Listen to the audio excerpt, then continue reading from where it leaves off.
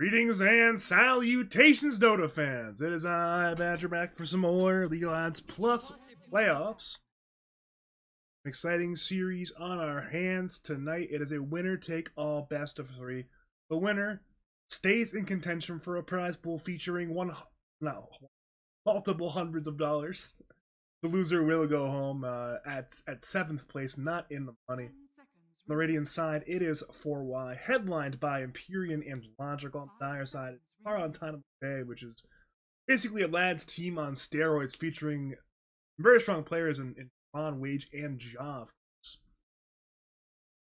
Should be a very fun time, though, seeing the series. First phase bans Invoker, Venge, EA, Tree, Brew, Fury on 8-pick Shaker, 9-pick Rubik. I'm definitely interested in seeing what they end up doing with this Shaker. I know Jinx, Venezuela's very own Jinx, has actually represented his nation internationally, for those who are wondering, but I know he is a big Shaker player, but especially in the current year and in the current patch, there is a degree of flexibility. Could certainly be mid, could certainly be offlane. Meanwhile, Rubik, probably going to end up being a 4 for Gek. It's certainly a hero he likes to play. And it's certainly a hero that he's good at playing, so it's not too shocking they have prioritized it with that 9-pick. And I actually did not get a chance to watch any of these games. Either of these teams, because I was in the other group for Lands plus my team. Not get a chance to face either of these two in combat. 4Y was in the other group, and then we ended up forfeiting. We did not play Karantanamo today, which is very unfortunate. I'm excited to see how these two teams end up matching up. Dazzle selected for Y. That might be a bit of a mouthful, but it is what it is. Probably going to end up being the 5 support, if I had to guess, for Korean. But yeah, we've seen a remarkable amount of Dazzle flex now, so maybe something like Enough's got, or Festival's got something to put out random. Oh, let's go with the core Dazzle. See how that one ends. Ooh. See how my I'm actually very curious to see how my throat and voice end holding up today. Lasted for about 7 hours yesterday. That was pretty exhausting. Today's a new day. Only one BO3 today, not 2. But I have been hydrating, so hopefully all is well in that sense. You have a Grimstroke selected for Karantanamo Bay. Certainly a hero that Simon is comfortable on happening. But again, there still is a degree of flexibility. You can't put that on a 4 and then put Shaker mid still. So it's certainly too early in the draft to tell.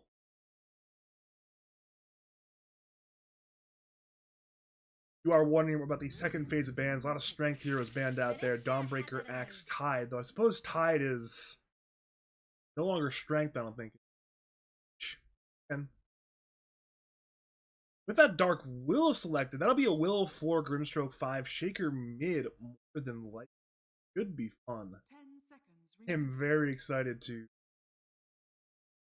What Radiant end up doing to address this mid Shaker pick? I think a lot of mid Shaker at really a lot of different high level doses. We've seen it a lot in standard play. We've seen players like Rogue play it in it's certainly a formidable hero to. And with the Enchant Totem, it's just a very good lane hero. Empyrean grabs the Gyrocopter. I know, talking to Logical, he'll still views that hero very highly. Given it will be his hero, I'm not too shocked that he is long in force, especially with the PA banned out. Wouldn't be all that shocked if Karantanamo Bay end up responding with an 18 Sven. Again, Sven is one of the top 3 or so carries, if not top 2 carry in this patch right now. maybe even the best carry in the patch. Wouldn't be all that shocked if they lock in that. So knowing now that it's probably a Rubik Dazzle offlane, perhaps they're a little more wary of putting like a Grimstroke Sven into Dazzle Rubik. That would almost rely on saying, you know what, we're gonna go and get some stacks for our Sven. The lane will be lost, but he can come back by being a man with a large sword and great cleave.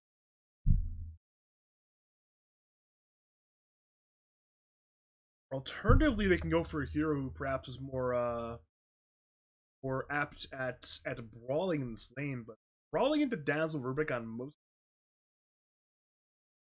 Let's see if perhaps some kind of purge or way of purging off this poison touch, then trading this lane is going to be very, very difficult. Again, Jug, Lifestealer, PL, these are not necessarily that popular right now. The Terrorblade instead, which again, similar philosophy to the Sven, is going to be except the lane may just be lost in the so TB is better than Sven. The hero who has a lot of armor, which again will come. 10 seconds remaining. Again, given a good situation, can perhaps go on an isolated Dazzle with meta. You have means of versus Sven. Sven really just has a stun, I guess. This is better than nothing. Which chat think it is mid Dazzle? I'm of the opinion this is offlane Dazzle. I think it would be probably offlane rather than mid, but it could be mid still. Maybe Twitch chat's right now I'm wrong. It could certainly be the mid Dazzle. Regardless, Dazzle happens to be a fairly decent hero at addressing this later in the game via the Aghanim Shard. Aghanim Shard, unless they changed it as did last time I checked though, the Aghanim Shard on Dazzle does one-shot deal, so you have some good counterplay between the Dazzle Shard and just Gyro being a relic. Very himself. At least some means of dealing with this. You know, with a player like Jom manning the Terrorblade, will be a very farmed team. He'll be fully relying on his fight. Both teams ban out offlaners. So Dire are of the opinion it's mid Dazzle offlane. It is 24 pick, so they do have a counter pick to TB with the 24 pick. Doom, Kunkka, Primal Beast, Master all banned out. Yeah, and if it ends up being this mid Dazzle into Shaker matchup, that sounds really fun to watch. I would expect Dazzle would do very well in that lane.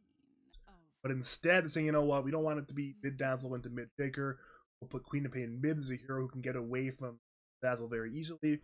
You hold your blink, and then when it's out, you just play, then put the Shaker in off lane, which could potentially go very badly into Gyro Undying, but again, it is what it is. You certainly have some kill threat with Shaker Willow if there's a step in the top lane. Bottom lane, in this case. So, come down to how the lane ends up being played.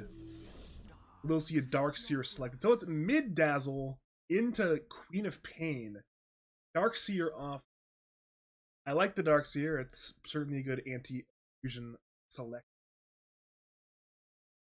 And you get that wall. You get eventually that normal punch as well, and you can make Terrorblades. So you know what? I'm tired of you being Terrorblade. I will make my own Terrorblades. You've got some good anti-illusion tech on literally all three cores between Gyro, Dazzle, and Darkseer. All three very different means. All valid ways of doing so. Yes. The lane to watch will be bottom lane, I believe. It's likely going to be a very good lane for Gyro Undying, but I actually want to see how the lane ends up played. If Karan and Jinx can deal with this logical Empyrean lane, and logical Empyrean had counterpick on their heroes as well, so it should be exciting to see that one end up happening. Mid lane, I would suspect Wage should do well. Wage is up MMR in this lane. On top of being up MMR, he did have counterpick as well. In fact, this lane should go fairly decently for top. Then we have Terrorblade and Grimstroke taking on Darkseer or Root. Even though Darkseer is fairly good against later in the game. Any phase can be routine, does quite got a lot of damage. On top of that, you can try to keep it changed. Shall see.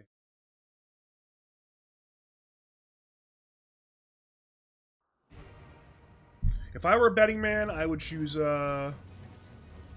Radiant to win this one, but I don't think they're at a super massive advantage from the draft. Maybe like a 55-45 sort of draft situation in my eyes. But we shall see. That's why they play the games, right? What does Dota Plus think? Okay, it's putting 50-50. Maybe it's too early to tell for now. Either way, though, if you are just joining us, welcome to game number 1 of 4Y versus Karantanamo Bay in the Lance Plus playoffs. My name is Badger. We're going to be here for some fun best of 3 action. Winner goes on to the top 6 and stays in the ability to win money. Loser goes home and then will lose their money. We already see 3 invading the Radiant jungle. Jinx leading the way. Puts up this. Now he will again look to perhaps play this area with it. But if we look over here, Radiant have all 5. If they knew what we knew, they can just walk on up there and perhaps either get a D ward or even a potential kill here. But with this ward, there is no smoke on Radiant. There's no smoke, so they will at the very least not catch them by surprise. But looking at this ward, it's very good for this sort of situation here, but it does not actually spot this high. If they go for this rune, then there is real potential death happening right there. But for now, 4Y are being very patient. They're still playing 5. They have not left for the Twin Gate. They have not left. Okay, now we have Empyrean head to the river. He'll go alone for now. He's kind of backed up by the Darkseer. Again, Empyrean walks up and grabs it. Simon and Wage were a little bit scared of the Undying, and as a result, he gets the rune on the Undying. They'll end up being 2 runes apiece, assuming Dying grabbed this rune, but it's a free rune. It's a race between Enough and Simon. Simon, I believe, will deny it, and he will, okay. It ends up being 2 rune to 1 rune to a denied rune, so a win there for 4Y, but certainly an interesting start to the game, despite nothing actually happening, other than rune posturing. We see, again, Queen of Pain skilling Scream first, Festival skilling the Shadow Wave first. Again, perhaps Festival might just ignore Shadow, or his Poison Touch mostly, knowing he is landing into that Quap. It's like, for example, back in the old days, where you see, like, Quap Razor lanes or Quap Puck lanes, you often see Quap not prioritize the dagger for that exact reason, knowing, hey, it's not going to be necessarily a great spell for me in the lane, so I can put points elsewhere. So Festival did put 1 point in the Shadow Touch, knowing Wage went, you know what, I'm going to keep you honest. I'm going to force you to skill Blink. And for now, Wage has not done so, yet at least. We saw Jinx cutting the wave bottom. Empyrean did shadow him. But for now, Jinx will remain alive. Meanwhile, top lane, we see a lot of brawling there as well. Job took a lot of damage, but did not die. Stroke of Fate was missed by Simon. He slipped the wickets on that one. What can you do? And we now return back to the middle lane again, where for now, it is Festival ahead in CS. 7-0 versus Wage's 5-2. That's a good deny, too. That's uphill deny. It's, I think, a perfect deny. Oh. Lots of denies on range creep, so again, both mid laners very upset with the mid lane right now. Meanwhile, top lane is Ja going down to Gek and enough. Lift was used by Gek, just got his 2 in that lane and brought down the TB. Certainly not the death you want there on Ja, but Ja will return to the lane, get his XP. And again, look towards getting to the point where he no longer has to be in this lane any longer. Looking at Wade, he put 2 points in the dagger. He is not interested in blinking away from this poison touch, saying, you know what, I can maybe man fight, I can maybe walk away, I'm not going to do this. I'm surprised. Maybe, I mean, I'm sure Wade knows the matchup a lot better than I do, but it is not what I expected.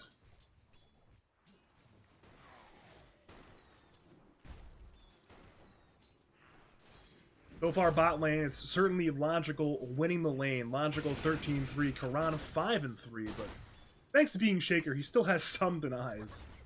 He's still getting something, but again, Logical is very, very, very happy, I'm sure, with the lane. This is, without a doubt, a win right now. He's going to completely zone away the Shaker. Jinx will attempt to something, but but the Centaur Last is still in the way of the Gyrocopter.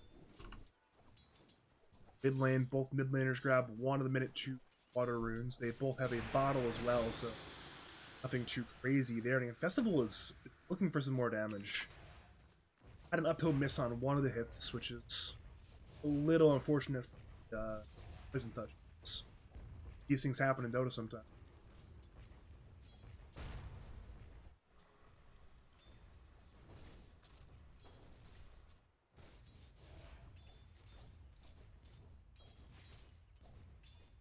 Wage is now skilled Blink. Well, it's a level 4 Blink for Wage. Went with a 2-1-1 skill build. Now he's going to head over to the Bounty Rune. As all that happens, bottom lane, we see Jinx on the run. Do not believe he dies here, but he's certainly a little bit injured. Ron looks to defend his support, but again, this is a lost lane. There's no doubt about it.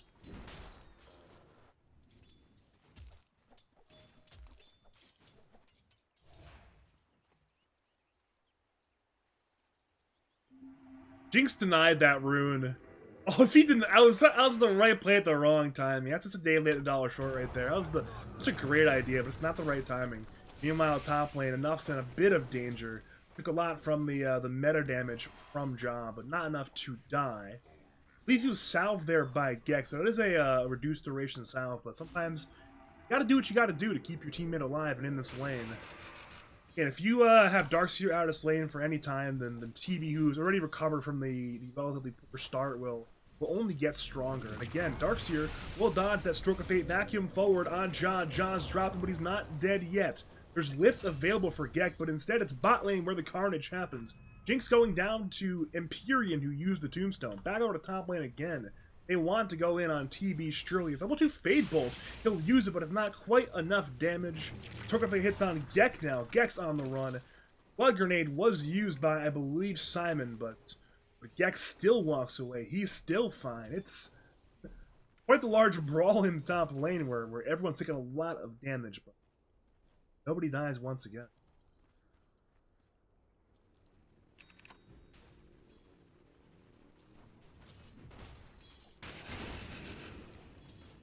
So we see Jinx going mid lane. He's perhaps here to secure the minute 6 rune with his Queen of Pain to ensure that Dazzle could not get that one. A little bit of a wraparound, but it is under that Radiant Obs ward. Sentry that one, so a good D ward from Jinx. Again, Festival is now under his tower. Will be a bit difficult to contest this minute 6 rune if that's going to be the play. Queen of Pain has Blink ready to go. You see Empyrean walking over, contesting Jinx, so his bot rune will certainly go Radiant's way if it spawns there. But it spawns top instead. Wage wins the 1 and 2. That's a big 1 and 2 to win. Over to Jinx. He's being run at by 3. He may still go down here. Poison Touch to slow. He's on the run. Maybe he'll deny the neutrals if he can, but he's lifted back by Gek and brought down by the Dazzle. The 3 kills now, 4 for Y. They are the only ones with kills on this board, getting a kill in all 3 lanes. So again, just a good start to the game for this Radiant side of 4Y, but there still is a lot of laning phase and, of course, post-laning phase to go.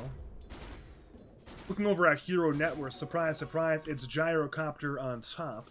Dazzle, Darkseer, not far behind. TB is keeping pace, though, with... Oh, rotation by Wage. He was hasted. That's a very good rotation from the Queen of Pain. I just missed that one entirely. My apologies. That's a very important rotation. He was number 1 net worth on that Gyrocopter. That gives a lot of space for Karan to recover in this lane. As that happens, we do see Karantanamo Bay grab both of the Wisdom Runes as well. So not only do you kill the Gyrocopter, you're both Wisdom Runes. Timing against this one, things grab the other ones. If you are a Radiant support, you are not happy with that one at all. Over to bot lane once again, Empyrean goes forward. Tombstone has been used. Shaker is low. Undying is low. Grimstroke TP's in. It will be a 1-for-1 trade. Undying and Shaker both dying at each other's hands. I believe the zombie getting that last hit. So again, it's soul experience for Logical. Not the worst thing in the world. He's level 7 now in the Gyro. He's got 2 points missile, 4 points flat cannon. He's holding a skill point for likely that call down, but for now it is still a held skill point.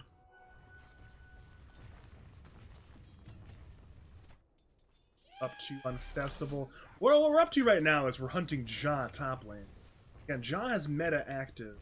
He's trying to simply not die to Darkseer or Rubik. Rubik really wants to go in right now. He's taking tower shots even. But there is not all that much he's capable of doing at the current time, unfortunately.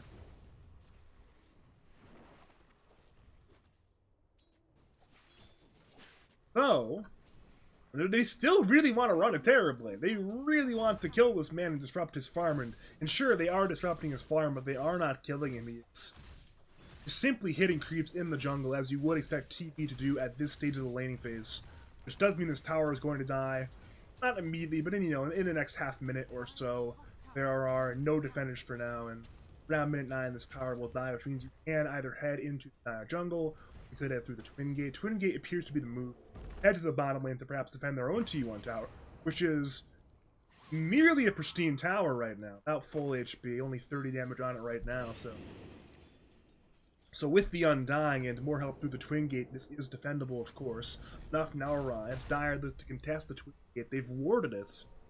Not sure if Radiant saw the ward get placed or not. Curse Crown on enough. Gek TP's in. Lift on Shaker. Wage is here as well. Blink in by Wage. There's a little lack of mana. Echo Slam there. Sonic Wave as well. That's 3 dead on the Radiant side. Double kill for Karan. And now Festival will attempt to bring down Karan. Karan will finally die. But it's most certainly a win for Karantanamo Bay. I was a little bit concerned in terms of mana there on Queen of Moon, but she had just enough to unleash that Sonic Wave, and with that Echo Slam damage, that's all you needed. Look at this damage breakdown. That's 2.3 thousand damage from Karan.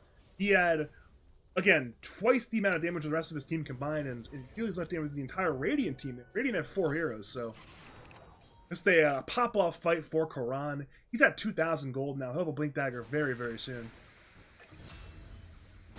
Huh. My bad. I missed 2 kills in 1 game. This is an aberration. My apologies. But it's Jinx in the bottom lane. Soul killed by Festival. Again, level 4 Poison Touch just running down that Dark Willow.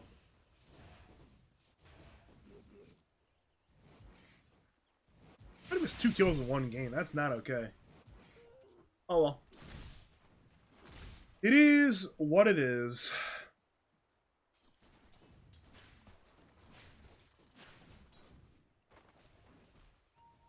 As we begin to get into the post-laning phase stage of the game, though, we are coming in on many sort of key items. Again, the Midas on Terrorblade, which we've been seeing more and more from TBs nowadays.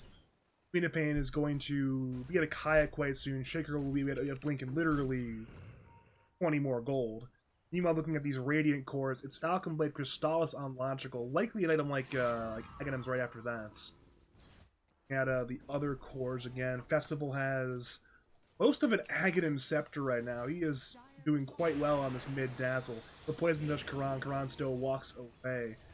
That last core, the Darkseer, is a Vanguard Arcane Boots, so again, this relatively stat-heavy, not necessarily stat-heavy, just, this HP-heavy items for Vanguard. As that happens, 3-man smoke from Karantanamo Bay. Wage leading the way. I believe he sees a Darkseer. Ink's left him placed on Queen of Pain. Dazzle is in a lot of danger. Sonic Wave onto, and down goes Festival. They'll head to the Tombstone. Tombstone is dead. Logical is here. Soulbind on Undying. It slashed to nobody. Wage will blink away. Echo Slam. They're only on 1. They want the Gyrocopter, but Gek is here backing up Logical. Surge onto the Gyrocopter. He runs down Karan. Meanwhile, Wage will kill the Undying. It's a 2-for-1 so far in favor of Karantanamo Bay. Wage will keep you away from the carnage. Overall there, it's certainly a win. They got more kills, and they fought only with 4. Despite breaking all 5 heroes, it's a loss there for why. And because of that Ja, the one hero who did not show up to the fight is free to push in this mid-wave, get some mid-tower damage, and now return to nice happy farm time with that regen rune in hand.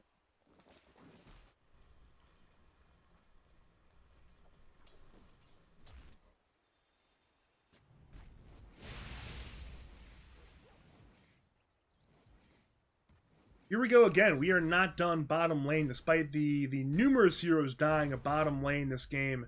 Bottom lane is still the name of the game. It is where all the fun is. Of course, Karantanamo Bay want to break this bottom tier 1 tower. Blink forward by Wage, looking for Gek. Gek stole Scream, so I believe he will be okay, that should be fine. Thought for a second they might commit further with the Queen of Pain and the Shaker, but ultimately looking at the dire vision, they did not see a lot of those heroes, so surely they did not want to overcommit for a Rubik kill.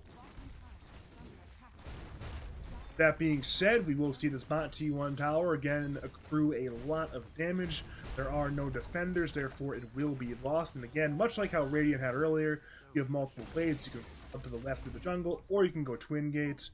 And for now, the play will be smoke up S4, head to the west. Looking at dire vision, they have some idea where Festival is, though they do not see him right now. They could instead go mid as well. As it currently stands, Radiant have 3 under this mid T1 tower. Inkswell on Wage will blink in for the Undying. Undying certainly will die. Bramble Mace hits on Logical, but he's still half HP, backed up by Dazzle and Rubik. Wage still standing, looking for more. He's hitting that T1 tower, backed up by Jaws Terrorblade. This T1 dying would be quite the big deal. Blink in by Wage once again, looking for Festival. Inkswell's on. In comes a one-man Echo. They want the Dazzle, but he's still alive. And now he's finally dead. That's a lot committed, but a big kill to find. Logical wants vengeance. He's hitting Karan. Karan is dead, but so is Gek. The 2-for-1 so far. 3-for-1 kept the death on the Undying. But now it's time to clean things up. Wage to fall. Simon not far behind. With those 2 cleanup kills, it's a 3-for-3 trade. And somehow, someway, this mid T1 tower is kept alive on 25 HP. A very good chance that will get denied very, very soon, but just good cleanup there for the side of for why.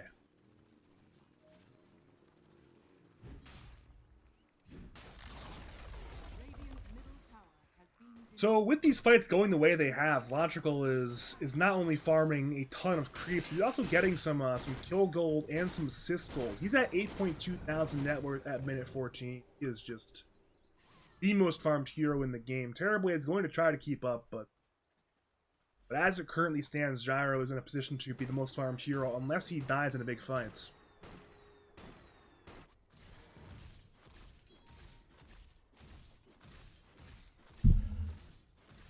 Yeah, nothing too crazy for Ja's item build so far. Midas, Dragonlance into Yasha, a very standard TB build.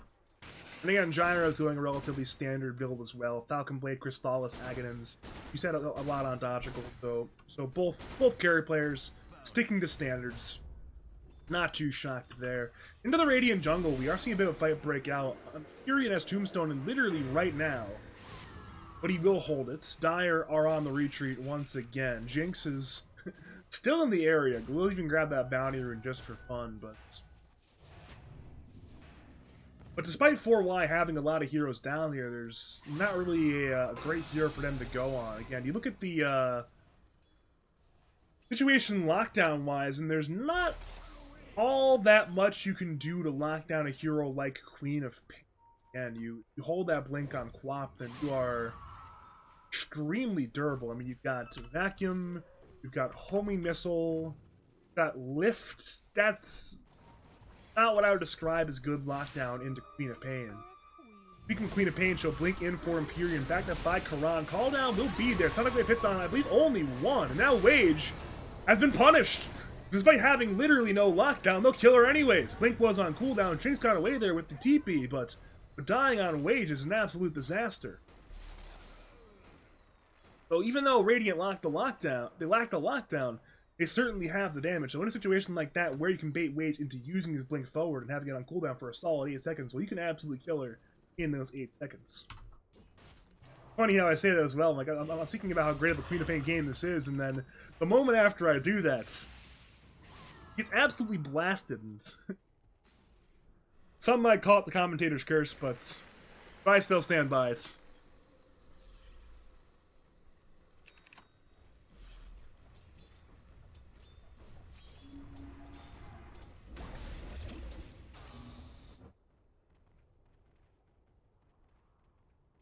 If you are looking for big item pickups, Karan is certainly working on one right now. He's more than halfway to his Aghanim Scepter.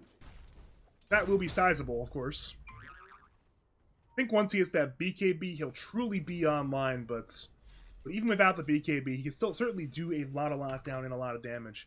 Once you get the BKB, of course, you will ascend to being that truly online hero, but The problem is, again, if you look at the overall situation in terms of heroes and their timings, TB certainly still needs his Scotty.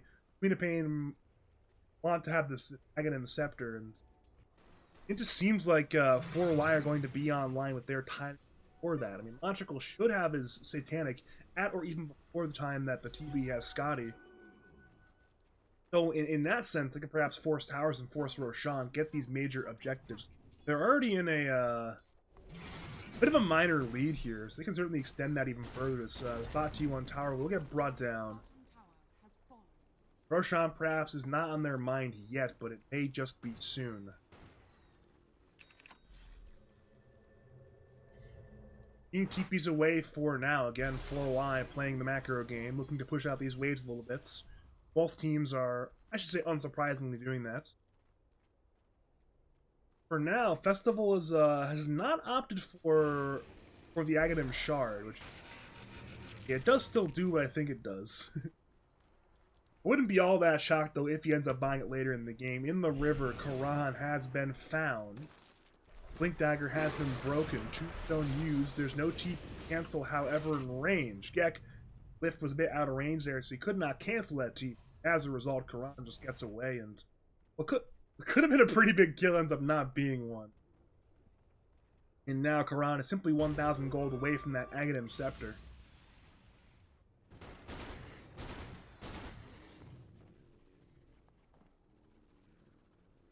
Tier 2 towers have not died yet. Roshan has not died yet. Those are the big objectives we will be looking for. The Tier 2 towers, the Roshan, perhaps even Tormentors. Neither team has opted towards them quite yet, though, again, enough goes through the Twin Gate. Jinx is just duking things out right now. He's in these trees. Yeah, look at these Radiant heroes. They're just running this direction, away from Pillow. Meanwhile, mid lane, we see Blink in by Karan, Blink in by Wage. They annihilate the Undying. And, well, at this point, they look to rendezvous with Jinx. They're smoking through the river towards the top lane. Jinx will even go in here, scouting out Festival. Curse Crown is there on Dazzle. For now, though, Karantanamo Bay are splitting their attention.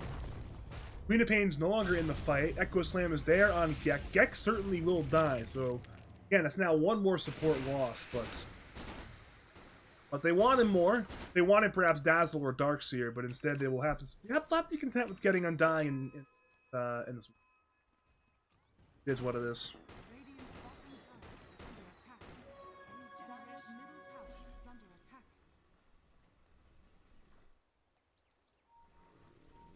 Active mid again. Logical wants more objectives, so Flat Cannon doing damage to Simon. Soulbind is there, hitting on both the Gyro and the Darkseer. For now, though, each fight being kept together, they're absolutely fine. Lift comes through, keeping power alive for a little bit longer, but it still will die at the hands of Logical. Speaking of Logical, he's getting dangerously close to Satanic. He's about 1,000 gold away. On the flip side, TB is about 1,000 gold away from his Scotty as well, so both carries getting close to big items. Top lane, though, Karan's in danger. He'll blink forward for... Oh, no. He's certainly going to die for that one. There's no way, right? Okay, there we go. Vacuum cancels that TP. He'll attempt to get away with the Aghanim Scepter, but there's way too much damage. He got the kill on the Rubik. That is not worth it for Karan. I don't think it is. Maybe... Nah, it's definitely not.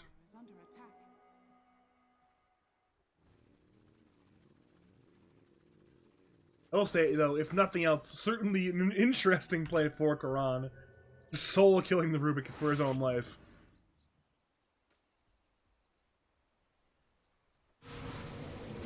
Looking at our first sort of major objective being taken, it is the Tormentor. It's still alive. It'll finally now die. Free Aghanim Shard going the way of Simon on the Grimstroke, which... Again, it's a pretty good upgrade anyways, but especially in this game, there's a lot you can dispel, so... And certainly would help with ruining the game of someone like Festival. You can get some value out of purging some of these stuns as well, so... Fun times to be had by all. Assuming you have been applied with an Inkswell. Top lane, Logical, has Satanic finished. He'll begin to work towards the Tier 2 tower again. Seems like it will be uncontested. Right now, Dire are unprepared to deal with the gyrocopter. They will split farm instead. Tower is certainly dead. They will head southeast, not to the Roshan pit directly, though they are scanning it. They're wary that Dire could be in Roshan themselves. And it is that 5-man smoke up there. A little bit indecisive about where to go, perhaps. They're playing this high ground area. Logical even breaks this. You know what? Might not work out. I want creeps. Festival, though, does not want creeps. He wants heroes. He's working his way mid, but again, mid. Wage has already blinked away. Though, hunting may not be done quite yet. There may not be a way to secure the kills, but there's certainly a will to secure them. So. We'll keep running at him.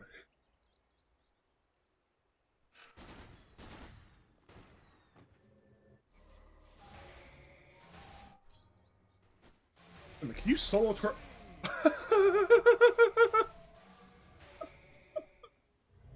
So Festival solos the Tormentor thanks to the Aghanim Scepter and a bunch of couriers. That is actually unbelievable.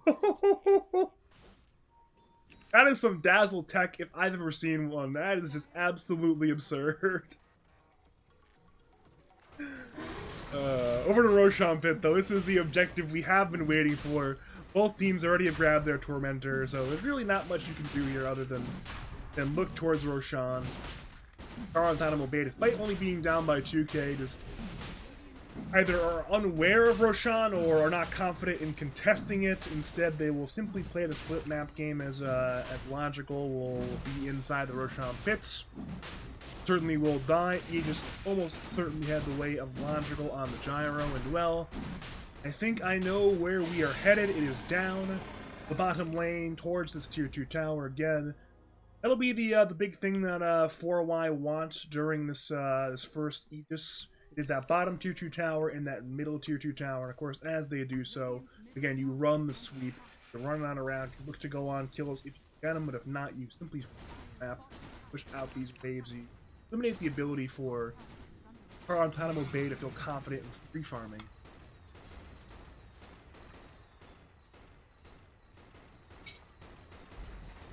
Much like that top tier 2 tower, it will be free. There will be no contesting of the tower taken. That's now 2 tier 2 towers taken by the gyrocopter for free, pretty much.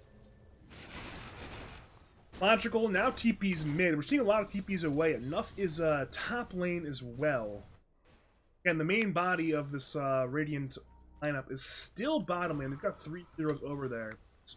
All 3 do have TP ready to go if it's time for Dota 2 to occur, but again, 4Y are content taking the bot tier 2 for now. We'll have 4 more minutes. They're not in a rush.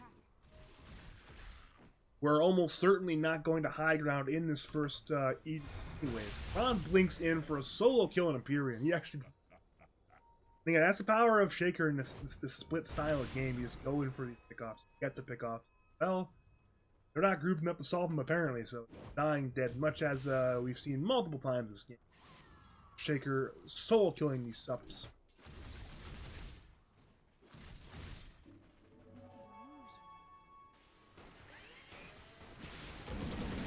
Back to mid lane once again. Logical is there. He has 3 teammates backing him up. Top lane, the tier 1 tower goes down at the hands of Ja, but it's mid lane where the towers are once again going to crumble as well. Wage puts in a dagger. It's looking to slow down Logical a little bit. The inevitable will occur. Wage perhaps may go for a deny. Never mind, no he will not. The last tier 2 tower has now been taken by Logical. That's all 6 Dire side outer T1 towers in the grave.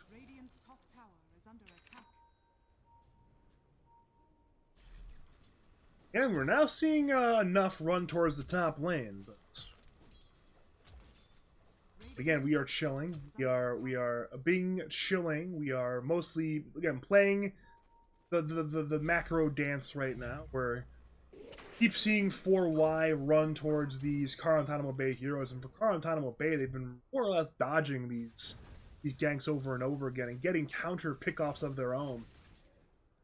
They're doing a great job of playing this pretty precarious macro state where Gyro is still the most powerful hero in the game right now. Doing a good job of dodging him and going on his weaker teammates. Meanwhile, Simon was looking to push in his top wave, get some creeps, apply some pressure. He's certainly dead. The kill goes to Festival Bedazzle. Meanwhile, bot lane, Logical is alone, but he does have 2 lives and Satanic. Will call down. He holds Satanic for now. Butterfly just arrived. We'll have that in this next fight. Iran has an Echo Slam. He'll use it on Logical, perhaps, but no. In comes the team. Logical's kept alive. He's got Satanic. He's got Shallow Grave. John will attempt the Sunder. He'll use it on Logical. Both carriers are dying, but John will die first. And the Sunder was stolen by Gek. Used on Logical for good measure. I don't think he needed it, but a flashy play there from Gek. Fantastic turnaround by 4Y. Lose the Aegis, but use it for an absolutely fantastic cause. You killed 4. They didn't even need a buyback to do so. That's just fantastic right there. And at this point, Logical will head to the high ground, looking to force out a buyback or at least get some tower damage, if nothing else. Both Terrorblade and Shaker do not have any buyback. And Gyro remains large and in charge right now. Soulbind is there on 2, that's Undying and Gyro linked together. P3 tower will finally go down. Logical will head to the range Rex. Certainly will kill them. Or perhaps not for now. Glyph will be there. Fissure, Dagger, both there on Logical. Logical uses Satanic to purge up the Dagger. No Flat can't hit the range Rex. Range Rex go down. He wants Menace as well, but Terrorblade alive in 2 seconds. The Logical, 1 life in hand, will look to finish the full set of barracks. And they will be dead. Force Dire will look for some kind of kill on Gyro if they can. His Satanic is on cooldown. He's stunned by Fissure, but forced away by Gek. So a clean set of bottom barracks taken by 4Y, and in what was a very small lead has turned into a much larger one. You're now up a full set of racks at minute 30, and there's still a very major gyrocopter problem right now if you are the side of Karantanamo Bay. And we're looking at Ja. He'll need his MKB to be able to even hit the Gyro reliably. Gyro has Butterfly. Evasion is... it's quite difficult to deal with, and, well, Logical has a Daedalus as well, so at this point he is very, very powerful. He is going to be able to win these man fights with Terrorblade, unless TB can get a very fantastic Sunder off, and he can get some stuns on Gyro, but despite not having a BKB, Logical is not being locked down enough to bring him down here. These things are easier said in Dota sometimes.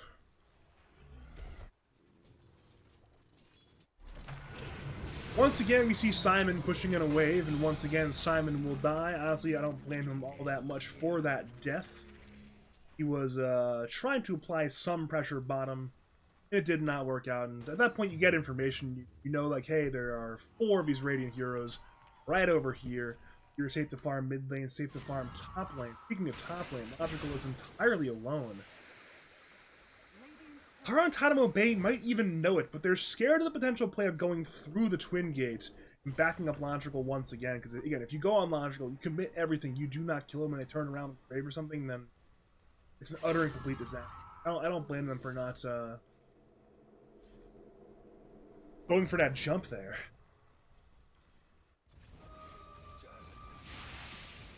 At this point, if you are 4Y, the play here is simple. You play conservatively, you wait for that second Roshan. Could be alive in 1 minute, could be alive in 4 minutes, likely will be somewhere in between. And then when that day comes, you're running on in there on the gyrocopter, you give him Aegis, perhaps you even give him cheese. And then at that point, you're too big to fail, barring a massive throw, and then you win the game. Again, even moderately one fight will mean that we are threatening megas. Both of the tier 3s can be attacked, so... But this game state seems pretty simple for 4Y. The problem is Karantanamo Bay almost certainly know exactly what I just said. They know that they know that 4Y are going to play this Roshan pit area. They're going to look to grab another Aegis in the gyrocopter. It's more, how do we stop this? Do we try to get some kind of pick off here? Do we try to, like, force a Roshan fight. Again, you've got the Echo, you've got the Sonic Wave. Perhaps you can get something crazy happen with the Terrorize on top. That's, again, possibly the play here. We see a wraparound gank as 4. Everybody but Queen of Pain is here. Quap can still join the smoke if she can find the smoke user, of course. Looking at Radiant Vision, they see nothing. Perhaps a little bit suspicious. Look at where the wave is top. Still see no heroes. Now, Smoke has broken, Echo slam on Dazzle, but he big KBs in time. Soulbind, Willow, and Shaker are linked together. Now he's linked to Grimstroke. Again, it's that stolen Soulbind by Gek, absolutely disrupting this team fight. John has used the meta, but he's hexed. He's been walled. He's in a lot of danger right now. Logical's being kited around, but if he can get into the range of the Terrorblade, TB tried to sunder, but could not get it off in time. He's dead at the hands of Gyro and has no buyback. Grimstroke will be dead. Sonic Wave hits, I believe, 3, but it does absolutely nothing. Wage is on the run. He'll blink away, but they're going to follow that rocket. Blink in by Gek, and the kill will go to Gyrocopter. That is going to be a 4-for-0. Now, a 10,000 lead. Dazzle ended up dying to this, the Aghanim's dagger from Queen of Pain, but the result is the same. Another commanding win. 4-4-Y. They're not even going to wait for Roshan, who, by the way, has a very late respawn this time around, but they could just run it down mid, but I guess they weren't running it down immediately. Again, you got low mana on the Darkseer. You have no Dazzle, and I guess Logical is saying, you know what, we really don't need to force it down mid right now. We can simply wait for that second Roshan. There really is no rush. The game's only going to get easier the more we win these fights, and that appears to be what's going to happen for the rest of this game, unless Karantanamo Bay can pull some theatrics and magical plays here.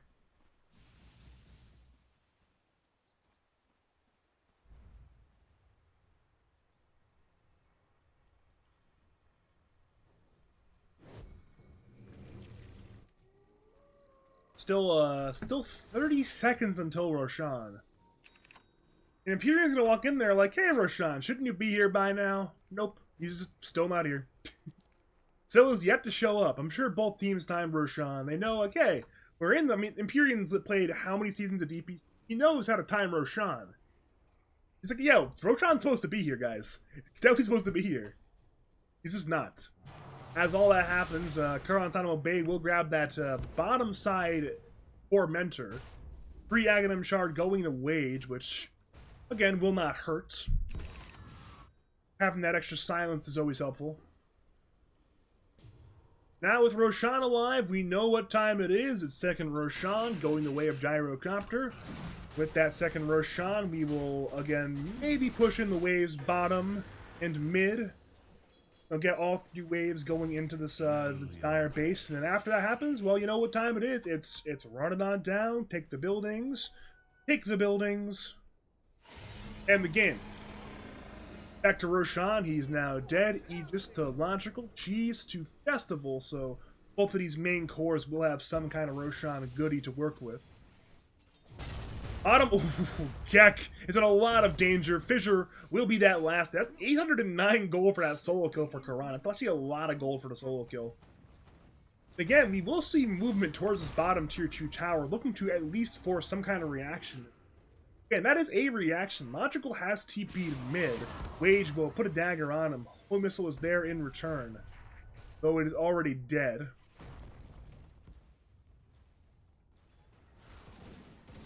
So again, we are not completely running it down the top lane, saying, you know what, we don't want to give Karantanamo Bay any opportunity to make a play at our outer towers. Perhaps even open up a base race sort of scenario. Even though we probably would win that base race, we're not even going to give them the opportunity again. We'll play the slow style, we'll play the smart style, we'll push in all this. Top wave's already coming in pretty decently. At that point, you run it down mid with some creeps, run it down bot with creeps that already have Liberty in their favor there, and then you win your Dota 2. As that, he did it again. We saw another Tormentor taken by Festival. with the Aghanim Scepter and a bunch of Radiant side couriers. He sold the Tormentor, giving a free Aghanim Shard to Enough, which again is playing. It's like, you know what? He's pretty helpful. Back over to the mid lane, they're going on Empyrean. Empyrean will get forced away. Sonic Wave hit, but Grave will save Empyrean for now. Soulbind is there. He's latched to no one. Sonic Wave has been stolen. Now he's latched to Logical. But regardless of that latch, it did not stop the Grimstroke from dying. So again, one more dead. With this in mind, we see enough actually lose the haste rune to Karan, but they'll go on Jinx anyways. He gets absolutely blasted by the entirety of 4Y. And in the 5v3, we're going to run it down the mid lane. Surely, Karan will attempt to cut the wave. He has aggroed it, actually, quite nicely. Wave will now come back, so Karan has bought some time. They'll give enough time for, at the very least, Simon to respawn. Jinx's respawn is a little bit more delayed, but it is time for the base defense. It's going to be difficult, but it is not impossible. You open up once again with the dagger on Logical and the wave. Again, looking to do whatever you can to push out these creeps. Inkswell was used just to ensure that Wage would not get locked down and brought down. Logical, for his part, does not care. He kills the range Rex, he kills the melee Rex. Reflection is used on Gyro. Again, Gyro simply does not care. He's got 2 lives, he's got Satanic, he's got a Hurricane Pike even. There's very little that can be done right now to dislodge his 31,000 net worth Gyrocopter. Man, he's so incredibly slow, but he just does not care still. We get stunned by a Cursed Ground. He's still holding Satanic. One more dagger comes through. BKB from Ja, just to make sure that enough could not kill him. Echo Slam there on 3, and the Sonic Wave. Solo Sonic Wave used as well. Grimstroke buys back. Darkhue's dropping. Undying's dropping. Karan's trying his hardest right now. Sunder there on Logical. Logical still has 2 lives to work with. However, Karan goes down. He's got no buyback. Logical has got a shallow grave on him. Ja has to run. Jinx is dead. Triple kill for Logical, and again, that was about as good as it could have possibly went initiation-wise. You had a 3-man Echo Slam, and you still couldn't do anything. Maybe no, they still can't even remove 1 life on Logical. It will be Megas. You're fighting 4v5 at this point. 4v6 if you count the 2 lives in the Gyrocopter. Ja will attempt to bring down 1 life right now, and he will succeed at doing so, but that's only 1 down, 1 to go. This second will be a hell of a lot harder. Gets the racks on Gyro, racks go down, that will be Megas. Blink in by enough, he'll go on Wage, Wage falls, and Wage has no buyback. You do not have 2 Gs in the chat quite yet, but this game is not long for life.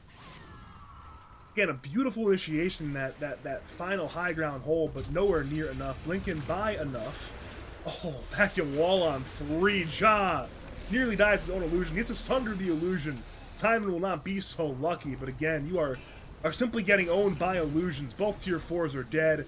Ja will attempt to do whatever he can, hitting the tombstone. He's punched up once again. BKB trying to fight. It's desperation, but at this point he's angry. He knows he's lost, and the throne will fall. Game 1 goes the way of 4Y in fairly dominant, fairly methodical fashion.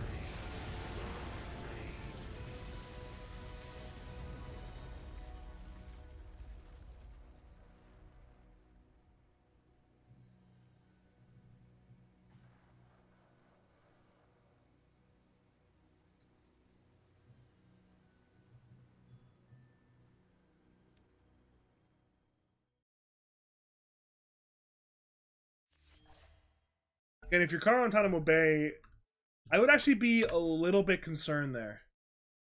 One of those situations where you're more or less kind of being outclassed. You got outclassed in the laning phase, and this draft just worked perfectly.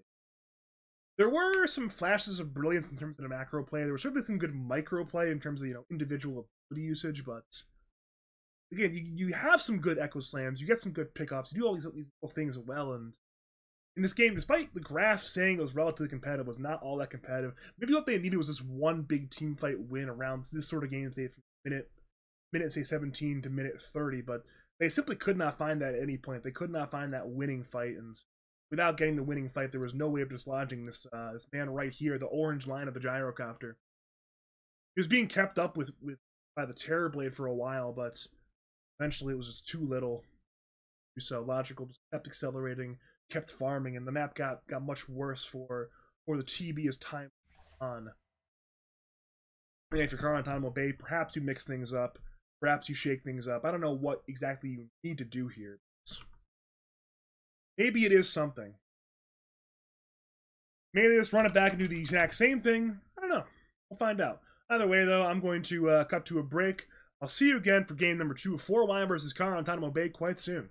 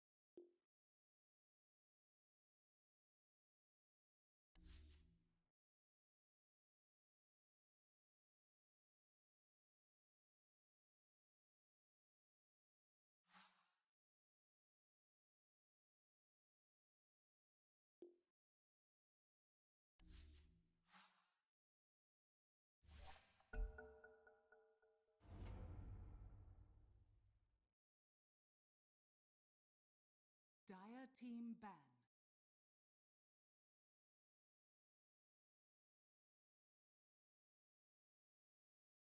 10 seconds remaining.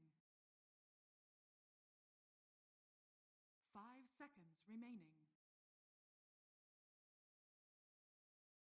Radiant team ban.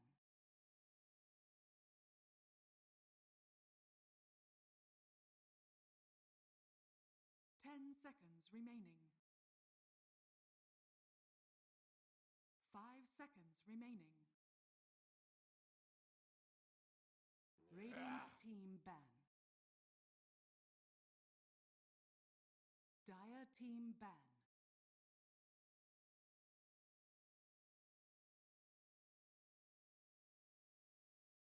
10 seconds remaining. 5 seconds remaining.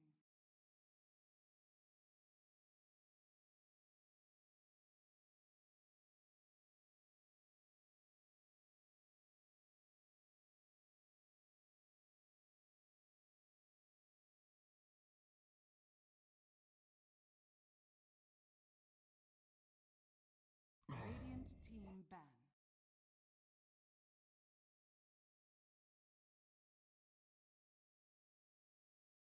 10 seconds remaining. 5 remaining.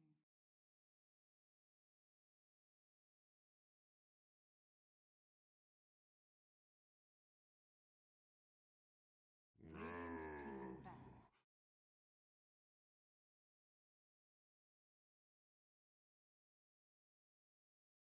10 seconds remaining. 5 seconds remaining.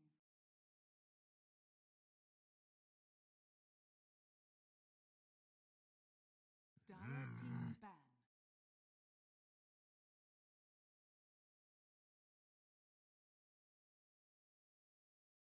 10 seconds remaining. Dire team pick. Radiant team pick. Gyro Papa!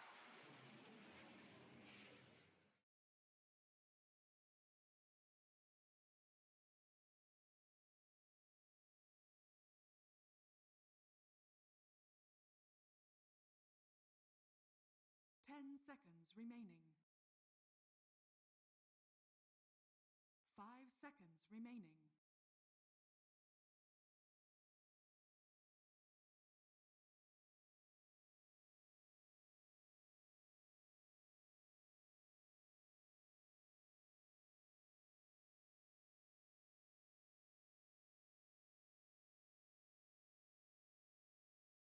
Dire team ban.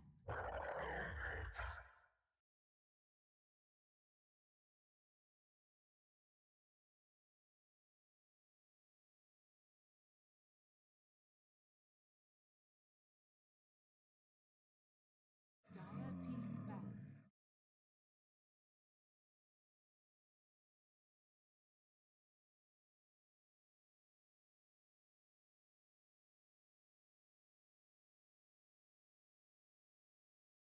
Radiant team ban. Greetings and salutations once again, Dota fans. It is I, Badger, back for Game 2 of Karantanamo Bay versus 4Y in the Losers Bracket Plans Plus Playoffs. Turn from acquiring more water and going to the bathroom. 10 seconds remaining. And when I return to a lot of bans and a lot of, well, 2 picks. But Radiant yeah, so far bans, Brewmaster, Phantom Assassin, Furion, Pangolier, Dazzle, Invoker, Protector, Doombringer, Sven, Ancient Apparition. team pick. First pick Gyro again for Logical, followed up by a Primal Beast response. 13 pick Venge into 14-15 Undying Rubik. That is the name of the game draft-wise so far. We are quite deep into this draft already.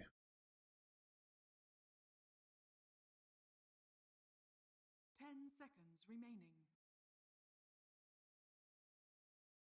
5 seconds remaining.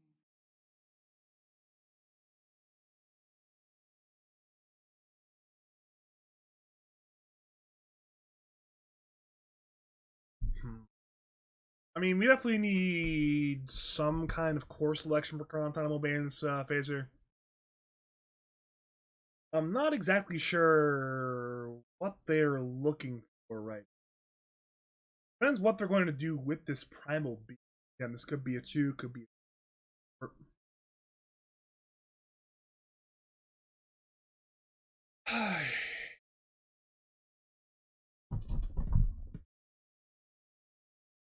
Again, just ensuring this gyrocopter does not completely run you over is got to be the #1 priority in the draft.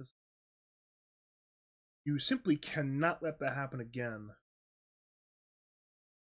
If that means you got to run around like chickens with your head cut off with 4 heroes that's constantly running at the last notification of gyro, then it is what it is.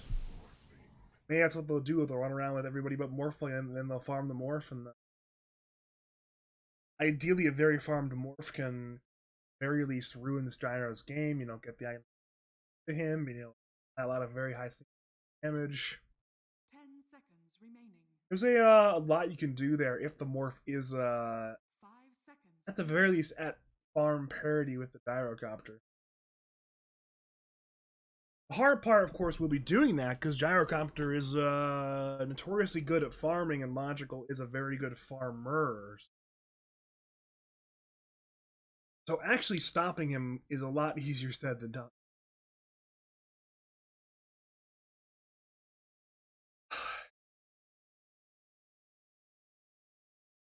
I do like the pick, though. I do like the pick. I think if Karantanamo Bay can play it properly, they have a lot to. There is still two picks though, including a lane counter. You can grab your anti-morph laner. I'm not exactly sure what they would want, but they've got options. For now, Karantanamo Bay will grab the Tusk, which again keeps their flex open. Ron definitely plays that hero. Jinx definitely plays that hero. I'm thinking more and more it's probably Venge 5, but what we're going to do with the PB and the Tusk will not be known until 20 pick. Which again is really one of the big things you want out of 24 pick is that flex going into. Now though, for a while we'll say, you know what? We'll grab Shaker, probably the mid laner. Again, we could see it off lane, much as we saw in the hands of Karan last game, but I know Logical thinks that mid Shaker is quite good right now, so I think it will probably end up being, unless they say, you know what, this is our anti-morph option, but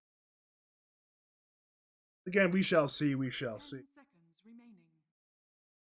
I'm looking at the bans right now. Again, they're banning out mid laners on the 4Y side.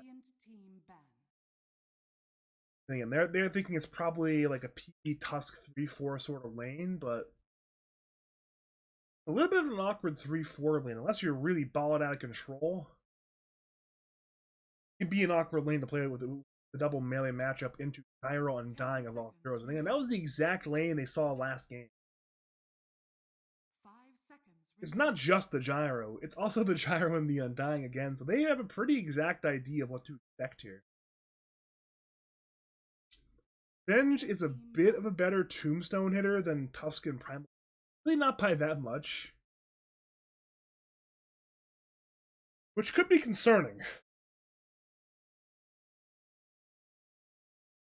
Problem is, I don't actually know what you would pick to deal with it. I'm kind of out of ideas.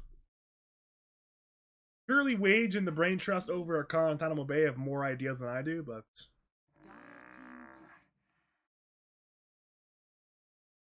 we certainly will need a good one if we want to bring it over to game number 3. We are coming into the penultimate pick of the draft. Karantanamo Bay are of the opinion it is a Shaker offlane. They banned out 2 middle laners. Whether or not that will be true, we shall see soon. There is a lot of reserve time for Empyrean, though, so he can really think this one out if he wants. Spend a solid 2 minutes contemplating. On the flip side, Karantanamo Bay have very limited reserve time.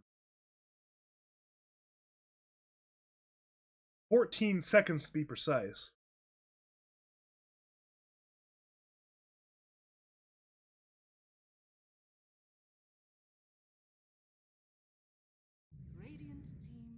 There is our answer. So it's going to be mid Shaker, which I did expect. We'll get that offlane Beastmaster again. Certainly matches up decently into the Morphling. I wouldn't necessarily say Beastmaster is destined to run over Morphling, but I've seen a number of lanes where Beastmaster does happen to run over the Morphling. Again, Morphling is not a hero who enjoys getting spammed by axes. Not a hero who enjoys getting slowed by boars. And isn't necessarily going to easily kill Beastmaster in a 2v2 scenario. Now, if you can get like a 2v1, get an isolated Beastmaster, get an allied stun, then you can start talking, but... Ooh, Lina! Okay.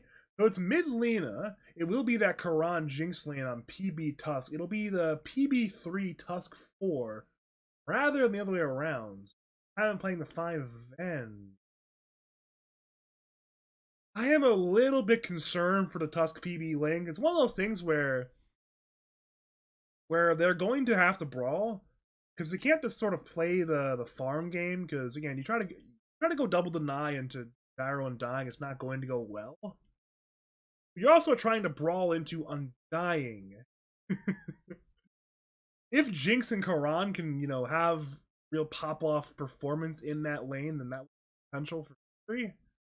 But it seems difficult to do so. Again, maybe you will see more creep cutting. Jinx certainly has a good hero to do creep cutting. They even could do like tandem creep cutting, where like Jinx cuts one wave, then Karantanamo cuts the next wave. They could be that insistent, like, you know what, we're just gonna not interact with the enemy. I've seen it before. We may even see it this game. Even both of them cutting the wave together, perhaps.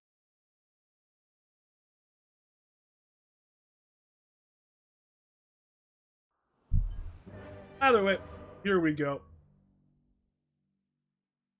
If you are just joining us, you are in the right place. Welcome to game number 2 of 4Y versus Karantanamo Bay in the Lads Plus playoffs.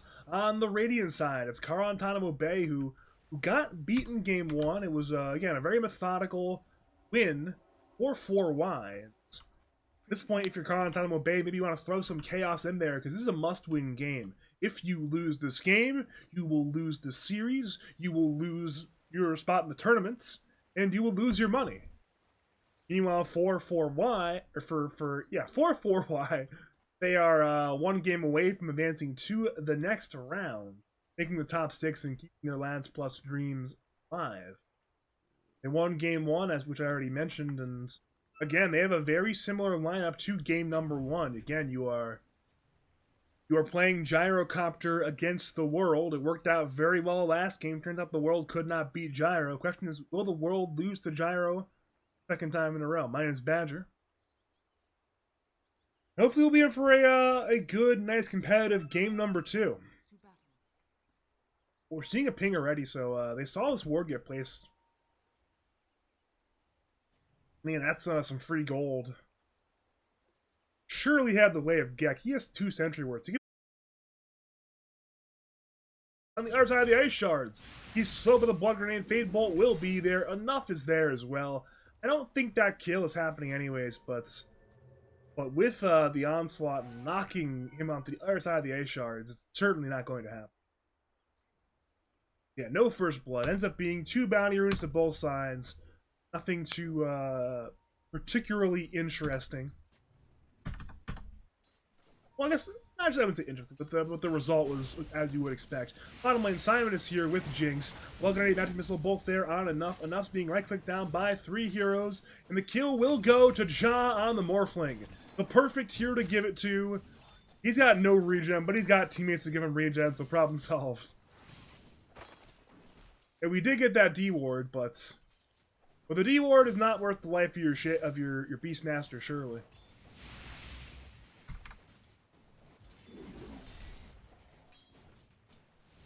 John needs to be a little bit careful, but I'm sure he's fine. Mid lane, it's Lina versus Shaker. You will see standard Earthshaker things today, I am quite sure. So we're actually going to see Simon playing the top lane into the Undying, which, again, makes a lot of sense. It's a little bit better of a matchup for this Venge than it would be for the Tusk.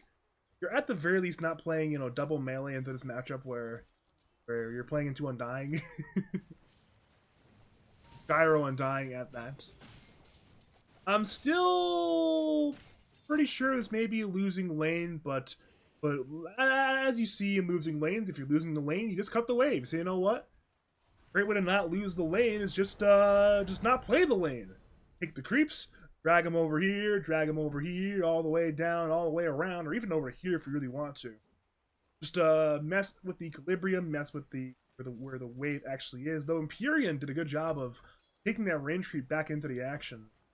The entire wave might end up in this area. The melee creeps are still dragged on Stein, but the range creep is on the hard camp. Again, a lot of 5 players, especially in the Lads context, will struggle with dealing with the creep cutting. But Empyrean being the best 5 in the tournaments, well, he's got tech ready to go apparently. He is... It's still a good creep pull, but nowhere near what it would have been if you had that range creep. Mid lane, we are man fighting. Uh-oh. Is Twitch okay, by the way? Hopefully Twitch is okay. Wage. He's actually taking tower shots. He's taking a lot of tower shots. One more hit will get the kill, but there is no fissure. I'm going to ask Twitch chat if Twitch is okay. we may have lost a little bit of stuff. Might have had some kind of loss of frame. I was getting like a Twitch sort of error message on my end. Hopefully all is fine there.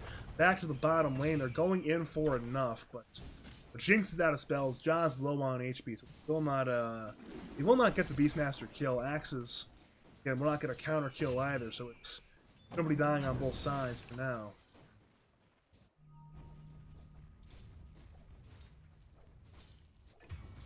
Oh, wait a minute. They actually killed the Morphling bottom. Again, Fable Axes must have done the job there. I suspect he was going to morph up higher and use that Lotus in the Wand. And perhaps he was getting too greedy on the Lotus in the Wand.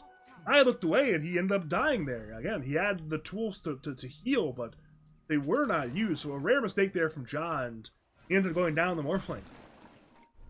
Meanwhile, mid lane, Simon is here to contest the water runes. He'll grab that top water rune, allowing Lena to grab the other one.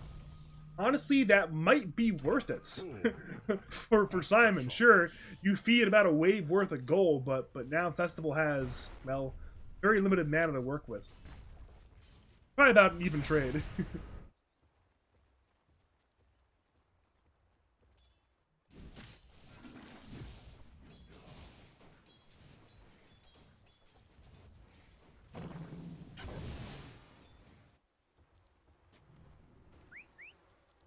Looking over at CS right now, surprise, surprise, guess who's on top? It's the man who was on top last game. It's logical. He's 30 last hits, 14 denies. This is an absolute clinic. I'm not sure if I've seen a lane won this hard in a very long time.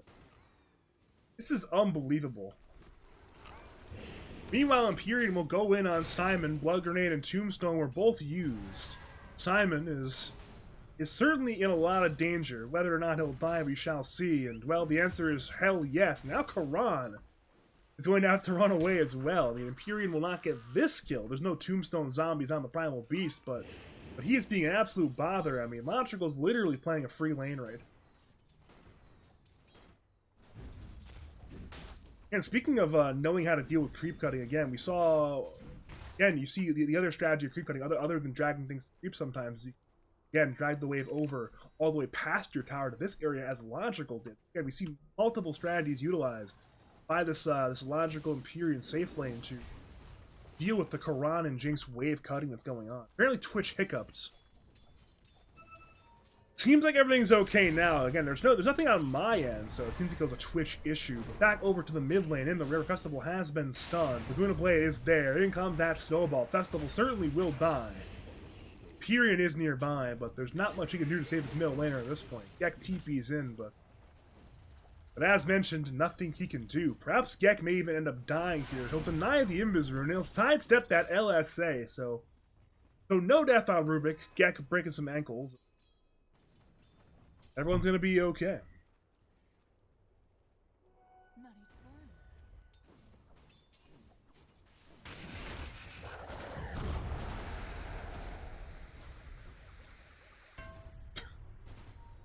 God, this is so painful. Whenever a carry has more denies than the offlaner's last, it's having a rough time. Oh no, just spare Karan. Let this man live. He suffered enough. He suffered enough. Let him live. Oh, he's still gonna die, isn't he? Empyrean's gonna go for this. Alright, never mind. No, he's not. But it does mean that the Wisdom Rune went to Empyrean. Another one was actually not even grabbed yet. Jinx tried to contest it. Enough was there. Jinx had to run away. Jinx will likely end up dying here. Axe is on mark. Fade Bolt we'll say it secures the kill rather than steals it. But again, it will be both Wisdom Runes going to 4Y. It's looking a lot like last game, but even better. I mean, if you compare this to last game, both Wisdom Runes went to Karantanamo Bay. This time, both Wisdom Runes went to 4Y. Last game, Gyro won his lane. This time, Gyro's winning his lane, but harder. The good news is, despite the death on Ja earlier, he's actually keeping up in farm. He is only 100 net worth behind the Gyro. A lot of that will be down to the first blood money.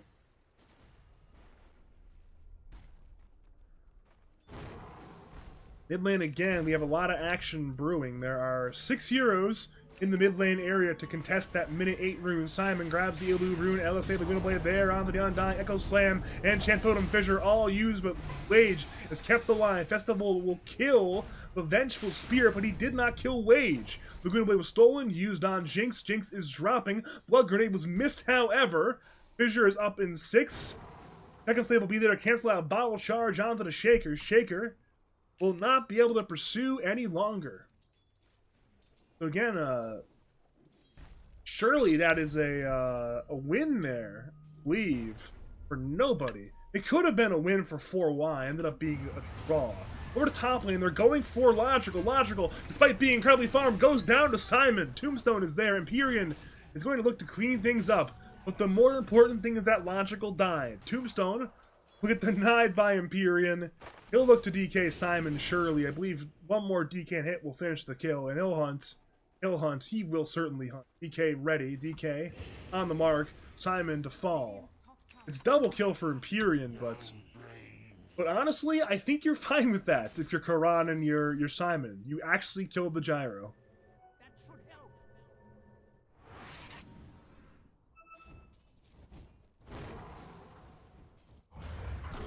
Speaking of Karan, he'll rotate bottom lane, onslaught there onto Enough. Enough is dead. So from one core kill to the next, Karan's everywhere. The yeah, with the stall Laguna Blade stones, killed Ja. They bolt Laguna Blade. He was on such a low HP pool that it just killed him. Get a raindrop even. It didn't matter. Oh man, this Gek dude. He is a menace to Dota right now.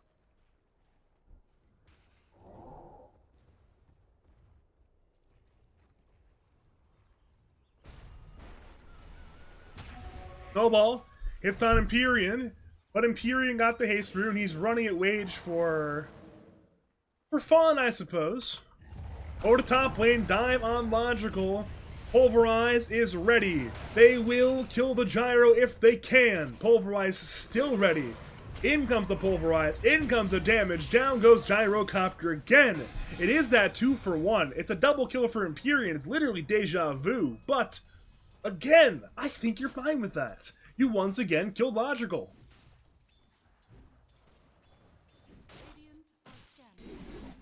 Oh boy. And that was the big problem, is what do you do with Gyro last game? They did not address the Gyro. You still have a Gyro problem in this game, but by killing him twice, you've slowed the snowball. They say a rolling stone gathers no moss. Right now, Logical being dead for this much time, he's unironically gathering moss right now. Dire's middle tower is under attack. Mid lane's a smoke rotation. Looking for Wage. Smoke is now broken. Blink! Echo Slam! There, onto Lena! Lena to fall. Pulverize was stolen by Gek in the fight top lane and used on Simon.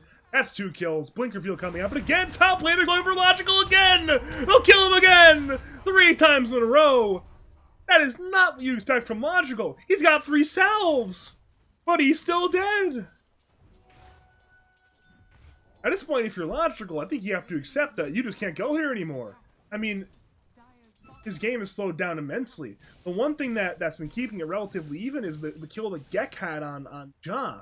If Ja didn't die to the Gek that stole Laguna Blade, then Ja would probably be ahead by a solid 700, 800 plus gold right now. And it is not what you expect from Logical. 3 deaths in the exact same fashion to the exact same heroes again. That's very unfortunate. Mid lane, Festival once again will get gone on. LSA will hit, punch up by Jinx. Laguna on the floor. Festival to fall. Oh no, he's told Laguna again. Ja, you must be careful. Get away from this Rubik. Never mind, he's absolutely dead.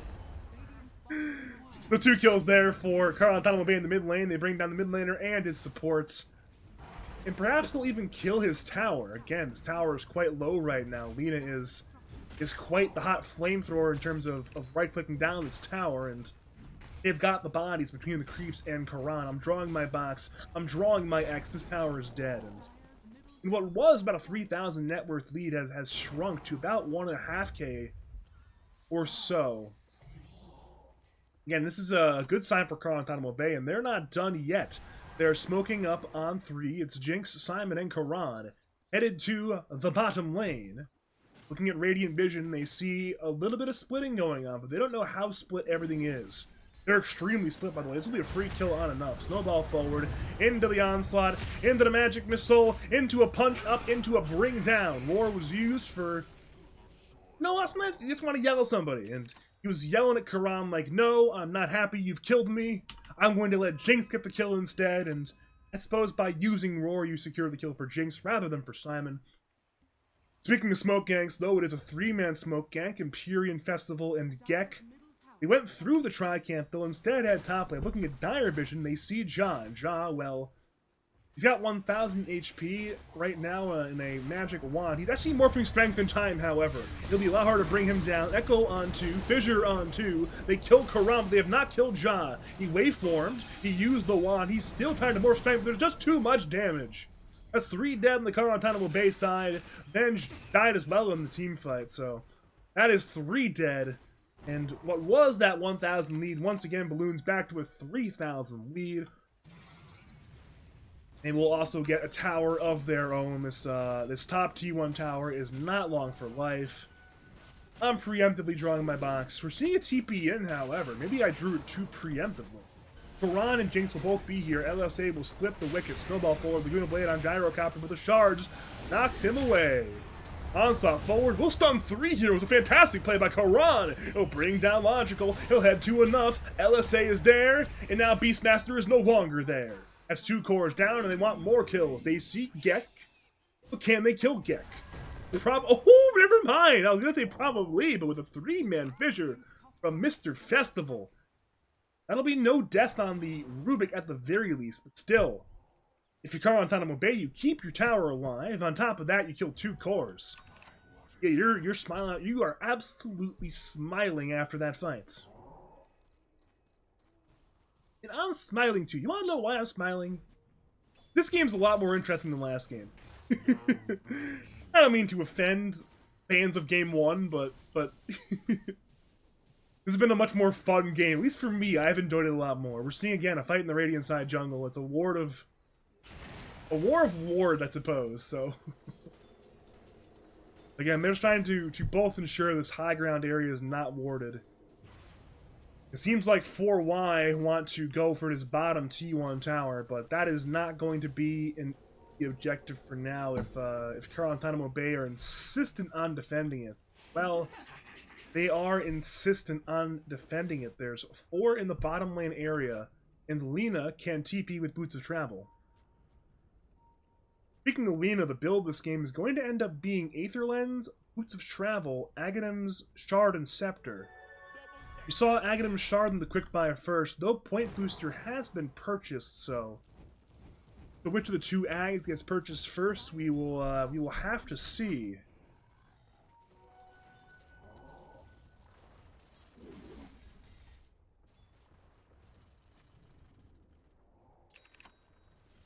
And there are a lot of heroes congregated bottom. 3 Radiant heroes, more or less 3 bottom heroes, or 3 Dire heroes as well, bottom.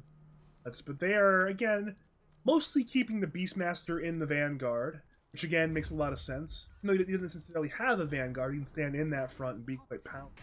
He's now buying time for his team to wrap around. The main body of the Dire team is arriving through the entrance of the Radiant side jungle. Festival leads the way. He pops a smoke on Simon. Not the ideal target, but certainly one who will die. He's extraordinarily dead. Gek will secure that kill. He's got 6 kills on Rubik, because why not? He's got 6 kills on Rubik. As a result, Karan and Jinx say, you know what, we don't want to be here. What was a relatively stout tower defense seems like it might not work out, and instead of defending this tower, perhaps we'll try to go in on a kill for Logical. They have some idea he's in the area, but they don't know where he is exactly. You saw some flat cam projectiles from this angle. Perhaps they think he went this direction. Well, they're right. He's right here right now. But he's on the high ground. They've scanned him. They know he's there, but he's TPing! Oh no. He's gone. He's mid lane. That'll not work out at all. And again, there's a Dire side scan just to ensure. Logical knows something's up. He knows Radiant are hunting him. But, well, they're hunting him over here instead, which means everything will work out for the Gyrocopter. Nothing will work out for the gang squad of Karan and Ja. Karan and Jinx. And the bottom T1 tower will crumble. Speaking of Ja, he is farming on that Morphling. Ancient. Having a grand old time. He's got the Manta, he's got the Life Steal, he's got something on the Courier. That's an Aghanim Shard. Okay then. That's not something you necessarily see Morphling players buy that early. Sometimes you don't see them buy until they're really kind of full on items, but with this game, again, you get a little bit more raw stats, and you get the ability to morph on up while stunned. Again, there are a lot of stuns he does not want to deal with.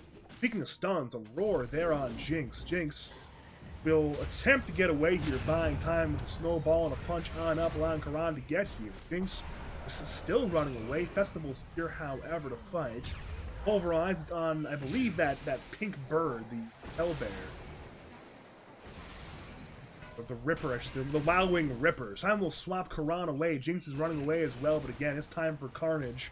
Festival has Blink in 1. He'll hunt for wherever he can. Fissure forward, hits onto the Tusk. Tusk is still alive. Fade Bolt, it was in range, but he lacked the vision for it, I believe.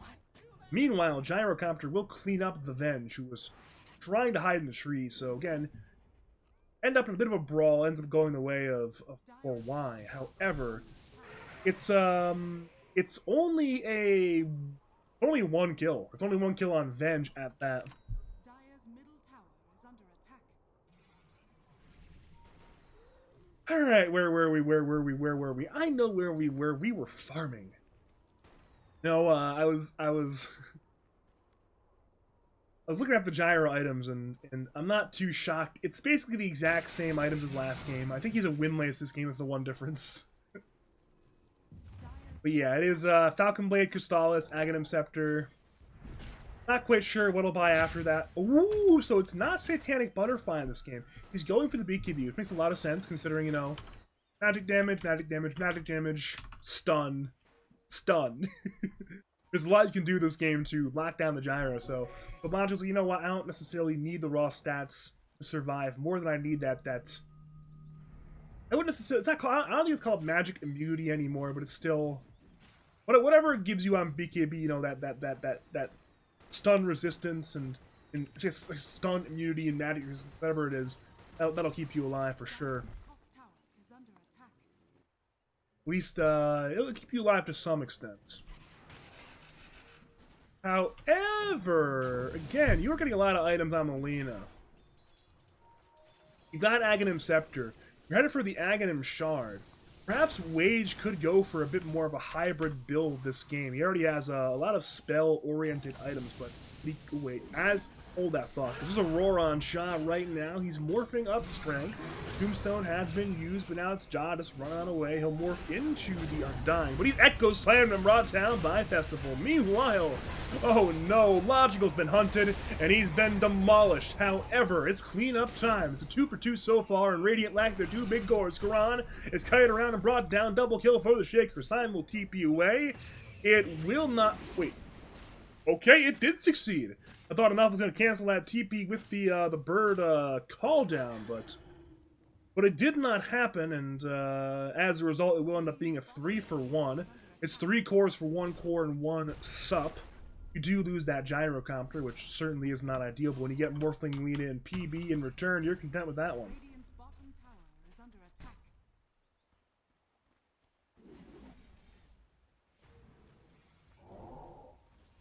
Radiant's top tower is under attack. Radiant's Top T1 tower under attack. Jinx will blink in, sharding in enough. Punch up, tag team, snowball, waveform forward. Beastmaster will end up dying. The tower, meanwhile, will get brought down, so it's 1 kill for 1 tower, assuming Jinx lives here. I believe he does. Despite the best effort of this ancient black dragon. It's still alive, by the way. Ja really wants this ancient black dragon. He's got waveform. He'll surely kill it. There it is. Meanwhile, Karan's saying, "Leave me alone." I don't exactly know why. I wasn't watching Karan. What's Karan up to? I don't know. Maybe he speaks through the ancient black dragon or something.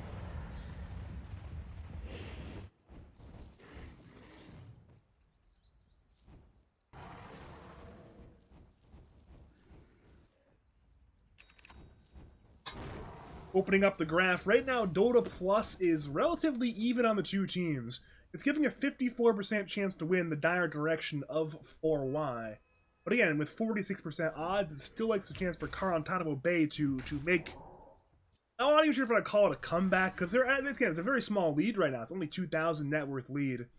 A very minor lead. One misstep by Logical, or one big play from Karantanamo Bay, and leave an even game suddenly.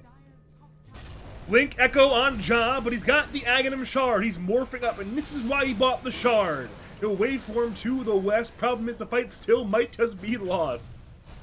He's still morphing on up, but despite having 4,000 HP, it's nowhere near enough to live. Simon swapped him away, but should not swap him away from his fate, and that fate is death. That is 3 kills, 1 morphling, 2 supports, all at the hands of 4Y. Double kill for Logical on the Gyrocopter, so again, we will extend the lead. It went from 2k to 5k in a jiffy, and well, we could now see some more significant objectives taken potentially. Tier 2 tower might be a bit of an ask, but we have our good friend Roshan, who is in the bottom lane right now, and ordinarily you might say, well, this dire team isn't great at taking Roshan, but you have a Solar Crest on Empyrean, you have a Wave of Terror stolen by Gek, so with those 2 items, you actually can kill Roshan. I should say 1 item, one Rubik's Steel, but still. Roshan will be top lane in 10... Okay, it'll be nighttime in 10 seconds, he'll be top in about 20 seconds. But knowing that, we're seeing a 5-man smoke up by Karantanamo Bay. They want to simply, you know, be here and fight things. They don't want... You can ward here? Ah, you could ward the Lotus. I did not know that. But again, they're at the Roshan pit. They suspect Dire could be there, and Dire have been in the area, but they're simply not there anymore. Looking at Radiant Vision, they see nobody currently. They have an idea somebody's in this area. Little do they know it's literally everybody. Jinx is in a bit of danger. Onslaught forward by Karan Roar from Enough. BKB from Big Logical. Fissure on the floor. Karan to fall. Jinx somehow got away, but he's still being hunted by, well, Echo slamming Earthshaker. He's slapped down by the Enchant Totem. That's 2 more kills. Simon will attempt to juke. He'll attempt to hide. He has a TP. If he's feeling really bold, he may go for a some kind of Roshan steal here. Depends how bold he's feeling, however. Wait a minute. Did you see Simon doing that? Uh-oh. Simon. He didn't do it. Roshan dead. Aegis goes, unsurprisingly, to the Gyrocopter. There's been 3 Roshans this series. 1 this game, 2 the last game. All going to the same player. Logical, all going to the same hero. Gyrocopter.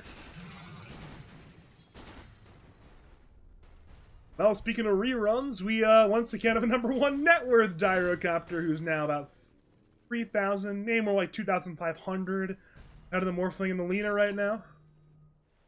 Both of them are itemizing the best they can to prepare for the inevitable. We will see an E-Blade on Wade, so he's doubling down on the magical damage, and we will see Scotty on the Morphling, just, you know, get some more raw stats, get some slow, get some regen reduction. Bottom lane, Enough is here. Radiant know he's here, but until recently did not know exactly where he was, and they're a little bit scared actually. Doc deep into that tower, and as a result, they run away on Khan, and they run away on Simon. So at this point, 4Y will play the top lane, but as that happens, Enough will die in the Dire Tri-Camp. He'll BKB, but the BKB will not stop his death. Meanwhile, the remainder of his team will be over here top lane, taking that top tier 2 tower, taking the Tormentor, who gets the shard. I'm sure Gek wants it. Correction, Gek already bought one, so it'll go to Empyrean instead. But now both supports have their shard, as does Shaker for that matter.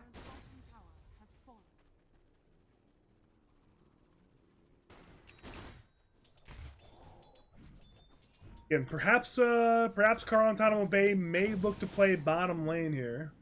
The Wisdom Rune is spawning. Simon will grab that one. We're seeing pings towards the Tormentor, but that is a very hard ask to make right now.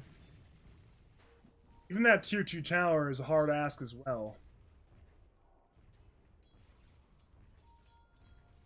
But we are going to try the Tormentors too. Uh-oh.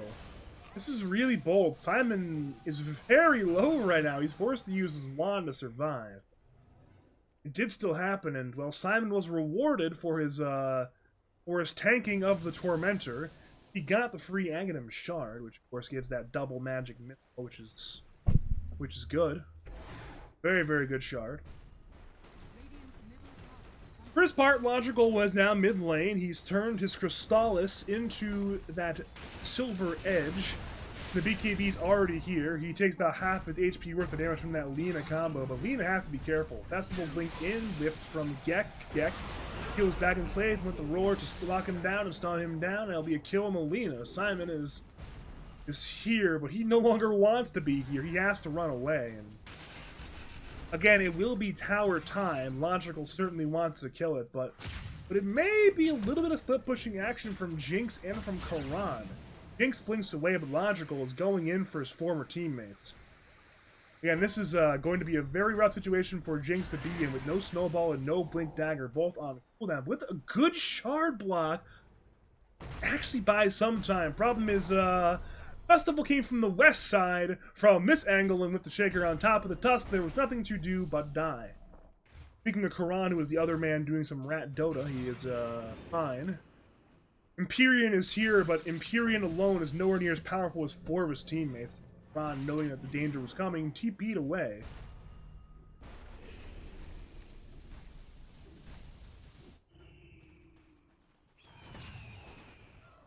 Again, though, if you are 4Y, the play here is relatively obvious in the macro sense. You want this tower in the bottom lane, and you want this tower in the middle lane. You still have plenty of time on... Don't have plenty of time. Never mind, you only have a little bit under a minute of Aegis duration, so...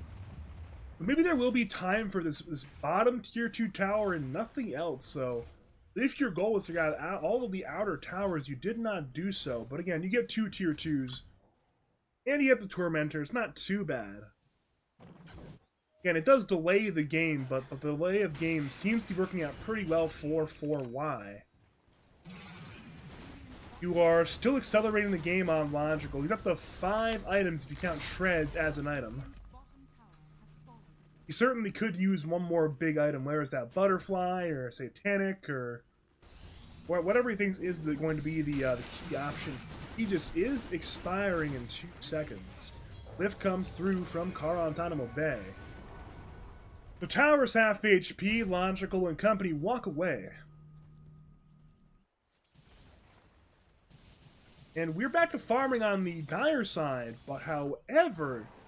Karantanamo Bay, knowing there's only 1 life in the Gyrocopter, want to play Dota. Problem is, seems like 4Y also want to play Dota. Both teams are smoked up on 4, everyone but their carry. They're all headed to a similar area in that river area on the top side of the map. Wage's smoke is popped, Gek blinks forward, lift on Wage, but he's swapped by Simon. A selfless play will keep the mid alive. Karan wants inside the chaos. He's swapped by Gekker. Be enough of swap, I'm not entirely sure at this point. Pulverize on the Undying. Simon's finally dead. Roar on leader. Jinx will kick away the Beastmaster.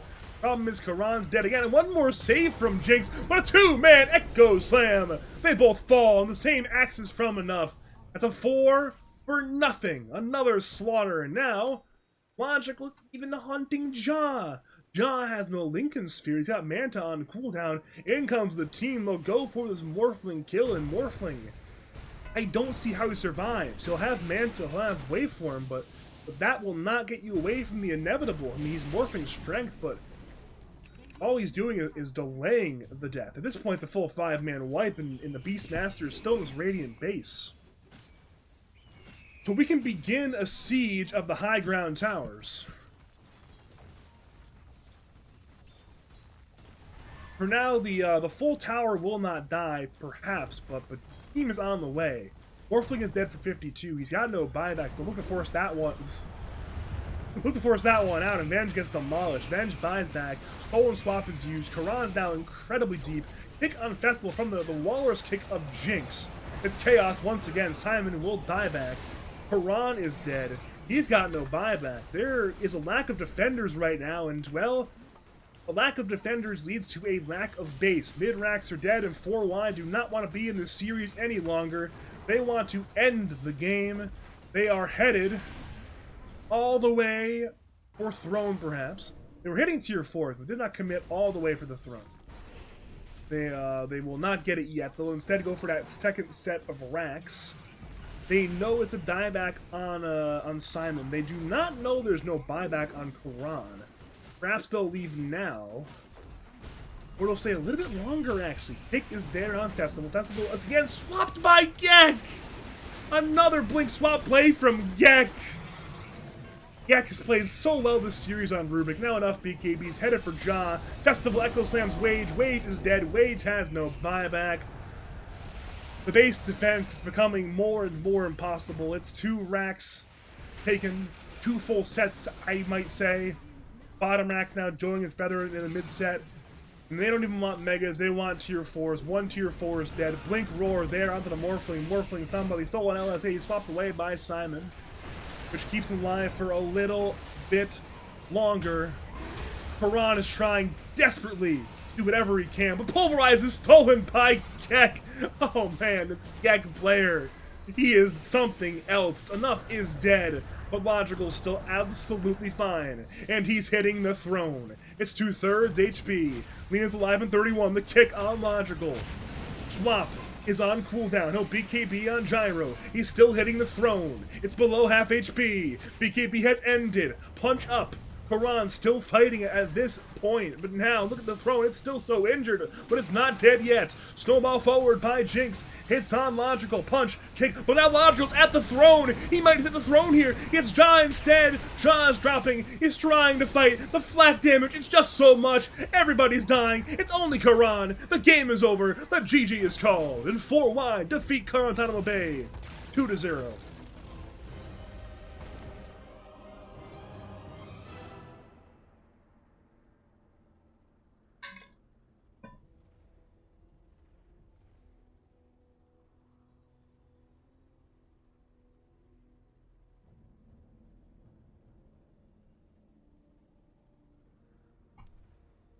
Again, dominant showing from 4Y.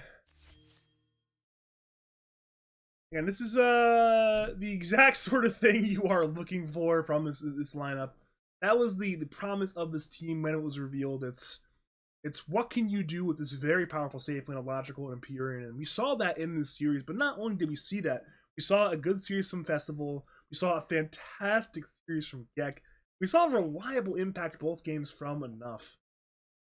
Again, they are deep in the losers bracket, but this is certainly a team that can go on a losers run, make it all the way to the money. Again, top 3 are in the money, and it is a team that's certainly in form to make it all the way to the top 3, if not even further than that. For Karantanamo Bay, again, their road is over. What can you do? They made it out of the group stage. They put up a valiant effort, but the gyrocopter was just not answered in game 1. Really wasn't answered in game 2 either. It was answered a little bit better, but it did not work out for Karantanamo Bay.